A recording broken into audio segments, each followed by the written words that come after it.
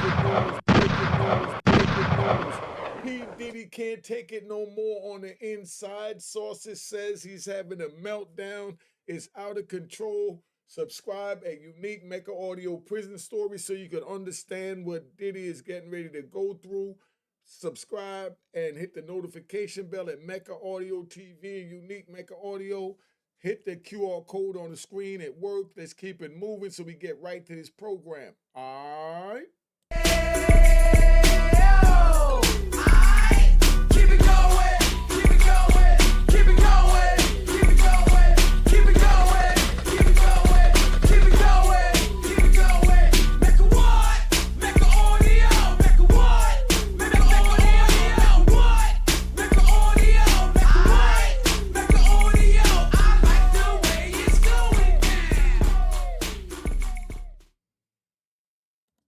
All right, you know what it is. Unique Mecca Audio, man. We here.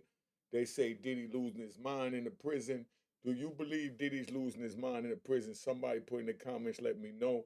We're gonna play this. They asking this dude questions. He's a civilian. He's talking from a civilian point of view.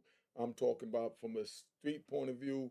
So I'm talking about where Diddy was from and raised point of view. And I'm talking about where this man was raised. Let's keep it going. All right. So the testimony, I think this is going to be huge, something we've talked about, and it's really highly anticipated because they're the ones who were victims in this situation. Is the defense really going to attack that? The fact that these people are bearing all, it's probably going to be very emotional for them or very difficult to talk about on a public stage. Do you think that's something that the defense is really going to focus on? I think so. We know, at least in the civil complaints, one of the defense strategies has been to out the victim. Some of them want to remain anonymous, right? And the defense, in almost every case, has filed a motion to unmask the identity of the accusers because they think, on the defense side, that maybe people will be more hesitant to come and talk about their sexual assault or sexual abuse at a very public trial. And it's hard for All right, that's a bunch of crap. I think that's a bunch of crap. Bottom line is these people, as they coming in, they're gonna tell the best story of their lives. They're gonna really sell this thing. That's their job. That's their motivation because they also have a civil suit. Let's keep it 100. So this is their grand stage to perform to them getting the bag. So this is to get the ultimate payday. So do you think they're gonna go up there sidestepping and forgetting this or that, or just making up a sensational story that just blow the jury's mind, and then take everything that they said at the criminal trial over to the civil trial and say, I testified, this is what happened, I'm emotionally broke, give me my bag, whether I'm telling the truth or not. Don't know, not saying, but just letting you know this is how this is going to be played out. That's all this is saying. Nothing more, nothing less. victims of abuse. So I do think the defense is banking on that. And we know that some of these acts happened years, sometimes even decades ago. So they're going to point out inconsistencies in any statements that they're making and argue that this shows that they're lying. And we've already seen it with a couple of the victims who have given statements already to the media. One was an interview with CNN. Another victim gave an interview with NBC. That victim, of course, being the Alabama woman who accused both Diddy and Jay-Z. And after those interviews, the reporters and the media outlets saw some inconsistencies, things that were incorrect in terms of maybe the dates or the locations of where things happened. And I think the defense is going to use that to say, well, these people aren't mistaken.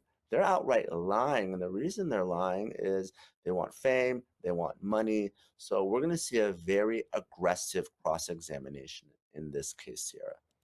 Is anything wrong with aggressive cross examination to point out the discrepancies? Put it in the comments.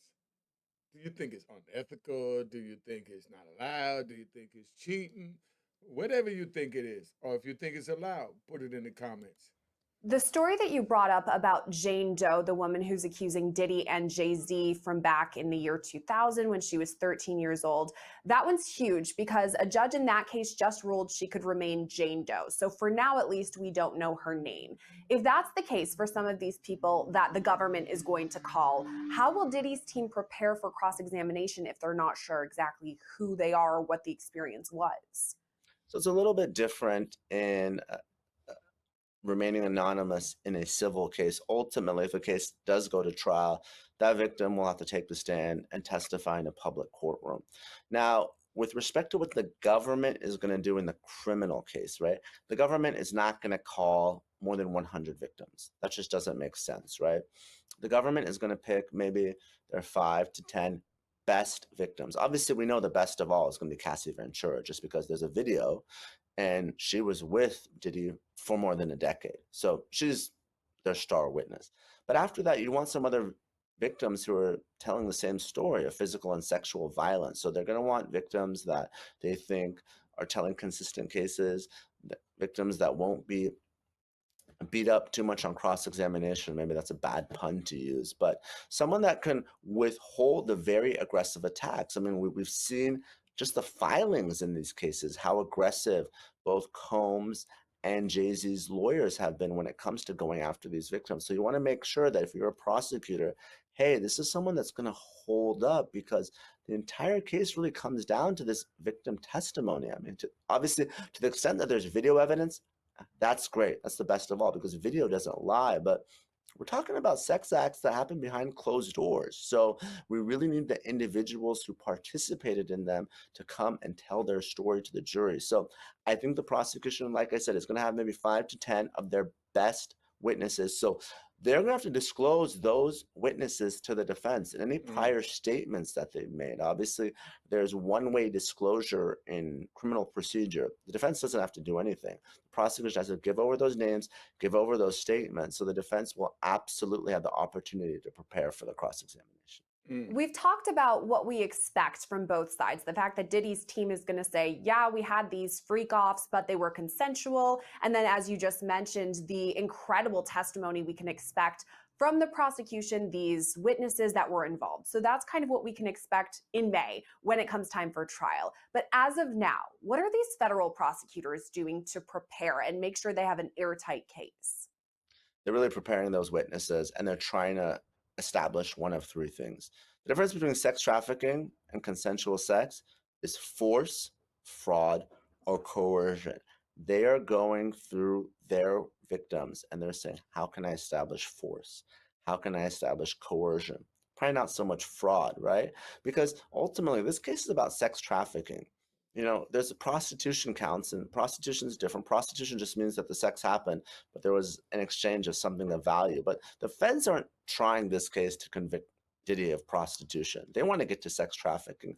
So their entire focus right now is to prove that the sex involved that force or that coercion, right? Was it people being drugged against their will? Was there security?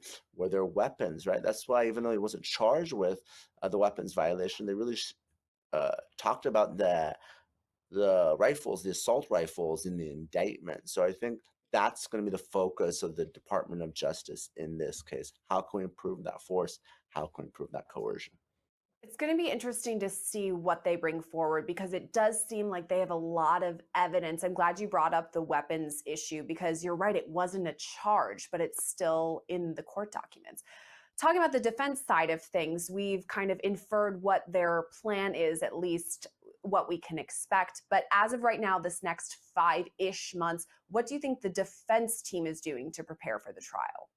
I think the defense has to go one of two ways. Either this was just purely consensual. I think that's going to be tough, because I expect that there will be sex workers involved.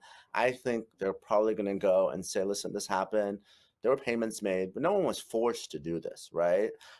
Prostitution is common in every state in this country. And yeah, there were prostitutes there and they were paid.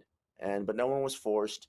No one was coerced to do this. They did this voluntarily. They did drugs, they partied, and they had sex. It's a tale as old as time. And I think that's what the defense is likely going to argue in this case. I think a question on everyone's mind is, what kind of story is Diddy going to tell? Because we haven't heard much from him since his arrest, or even since the federal raids, which kind of gets me thinking, could P. Diddy take this stand? Is that something he would do? Obviously, it's up to him himself, the defendant in the case. But what do you think? Do you think that would be strong for the defense, or not a great idea? I don't think it's a good idea, because the video, especially the 2016 video of him beating Cassie Ventura, is so bad. He's going to get destroyed on cross-examination. If I'm defending this case, and I wouldn't defend this case, a very difficult case, but if I were, I would just focus on going after the victims and cross-examining them. I think that's the only chance that Combs has. Because once you take the stand, the entire case comes down to the defendant's testimony. It's a very risky proposition in a case like this where there's so much evidence against him. As you pointed out, though, there are decades of accusations against P. Diddy, so he would probably have to go back into his brain. Okay, this was the year 2000. Here's what happened. I mean, I think you're right. I don't think we're going to see him on this stand. I am wondering, though, if we're going to see other celebrities on this stand. Jay-Z is a name that we've recently heard in that Jane Doe filing, the woman we were just speaking of. She now named Jay-Z as one of the alleged rapists. Could we hear from him or other high-profile witnesses? It's certainly possible. Anyone that attended one of these freak-offs, and certainly if they participated in it, should absolutely have their lawyer on speed dial because they can be called as a witness. And, Jay-Z's been identified. There's been Celebrity B, who's also named in that same civil complaint as a witness. So I think we're going to hear more and more names. Obviously, there's a lot of rumors and speculation out there. I don't want to repeat that, but I believe where there's smoke, there's fire. And I expect there to be more celebrities named in civil lawsuits soon. That's something everybody's wondering. Who are we going to see that's called as a witness when this does go to trial? And as of right now, it's set for May, which is interesting because Diddy was arrested and charged back in September, so less than a year from that point until he goes to trial. What do you think? Do you think this May trial date is going to stay, that everyone can be prepared in time for that? I think so. I think unless we get a superseding indictment charging sex trafficking of minors, for instance, or some of these obstruction of justice counts related to witness tampering, I think Diddy wants to go to trial as quickly as possible because he's in custody. I think it would be a very different story if Diddy was enjoying his freedom, even if he was under house arrest. We probably wouldn't see a trial until 2026. But being in custody is a major motivator for people to push their case to trial as quickly as possible. And as we've seen and heard, I don't think Diddy's doing too well in custody. So I don't think he's going to continue this just for the sake of doing so. All right, so he broke this. I like this guy. Let me say that first. I like this guy. He really spoke excellent. He was right on point. He was factual, everything that he's saying. From a civilian point of view, that's what you have to understand, and from a legal point of view as well, right? Very intelligent legally. But Diddy right now is sitting in jail, and they got to bring witnesses against him. These witnesses is going to be anybody they see in any one of those parties, but they're going to label them freak offs. They're going to threaten them that they're freak off tapes. This is what was happening in there. This is what was going on. And if you don't get on the stand and testify and say this and that, and just like that he just said himself, and he was 100% right, they have to prepare the witness. They have to prepare the victim. Why do you have to prepare the victim to tell the truth? You're the prosecutor. Other than tell them, you tell them a lie, we're going to lock you up on a court of law. But when they say prepare them, that means they tell their story and they tell what part of the story they don't want them to tell, what part they want them to tell, what part they feel is impactful, what part don't need to tell because it's not going to help their case to try and convict them. So they're going to tell her, don't say that because that would help him. And that's a violation right there. But you need the witness to come forward to say, oh, I wanted to say such and such, but they told me not to say such and such. That's how people get back on appeal. That's why we go to trial, because there's always going to be a loophole, because they're always going to make a mistake only because they're human, and humans make mistakes. Now, Diddy's sitting there, he got all this going on. Where do you think it go from here? Where would you like it to go from here? Would you like Diddy to be, let's do a survey. Would you like Diddy to be locked up forever? Or how much time would you like for Diddy to get? That's one. Then we got two. Do you think that Diddy should be supported? And when I support it, I mean given the benefit of the doubt that he's innocent and proven guilty, like every citizen under the Constitution?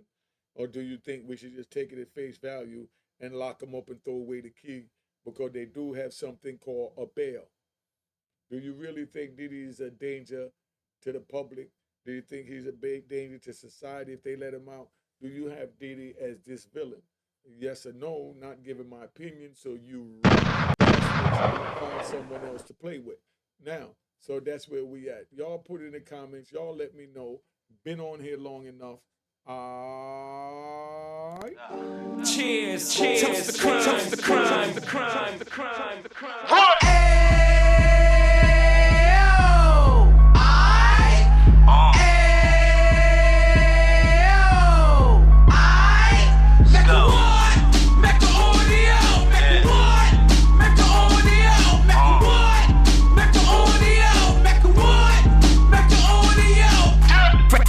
Out the can of 26, heat back on the strip, getting back in the mix. What he mentions a gift. You stand up 10 toes down, and I suggest you pay attention to this.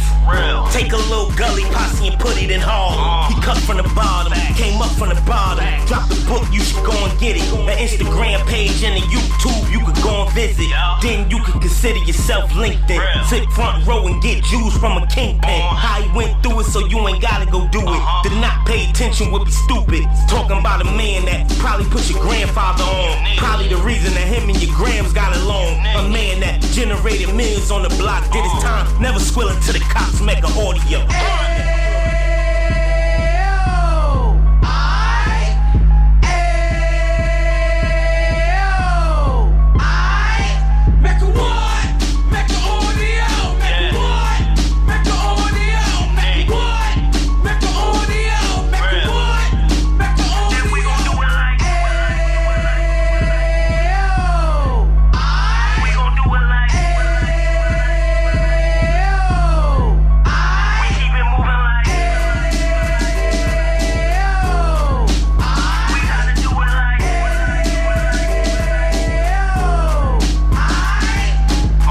Get it live like 2 G's in the 90s. Drop top beamer so shiny. I let shorty go, she was whining.